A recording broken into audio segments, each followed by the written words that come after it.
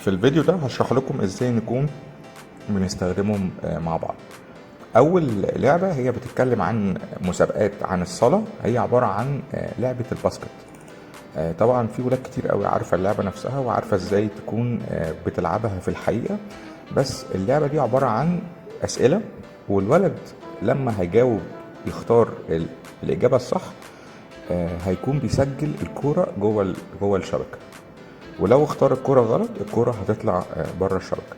زي ما احنا هنشوف اهي المسابقات موجودة عن طريق الباوربوينت. علشان اقدر اشغلها انا عندي طريقتين. اول طريقة هنزل تحت هنا هختار سلايد شو، او هختار من الكيبورد نفسه F5. انا هنا لو اخترت سلايد شو هتبتدي اللعبة معايا تشتغل.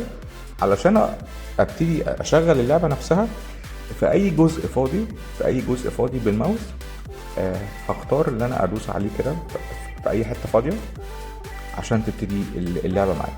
هنا مكتوب مسابقات عن الصلاه، هبتدي ادوس تاني هتطلع لي الكوره دي مكتوب عليها كلمه ابدا. من هنا هبتدي ادوس على الكوره نفسها. اول ما هدوس على الكوره نفسها هتبتدي معايا اللعبه على طول. ده مثلا اول سؤال بيقول لي يجب ان نصلي فقط عندما نحتاج فقط الى مساعده الله. طبعا انتوا عارفين ان الاجابه لا، صح؟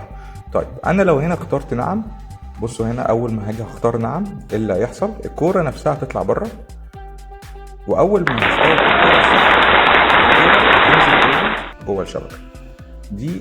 بمنتهى البساطه جدا. اول مسابقه هي طريقتها سهله جدا.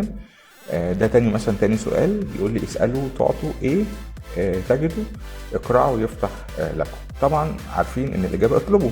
طيب لو انا هنا اخترت افرحوا الكوره هتطلع بره خالص، واول ما الولد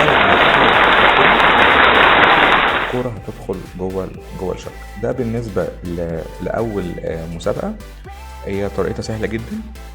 في الفيديو الجاي هشرح لكم لعبه كمان برضو هتكون الطريقه بتاعتها سهله جدا. شكرا جدا وربنا يبارككم.